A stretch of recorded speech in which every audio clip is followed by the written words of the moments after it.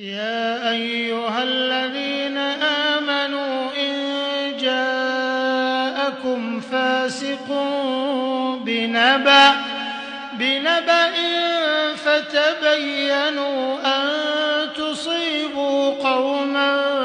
بجهالة فتصبحوا على ما فعلتم نادمين. واعلموا أن فيكم رسول الله لو يطيعكم في كثير من الأمر لعنتم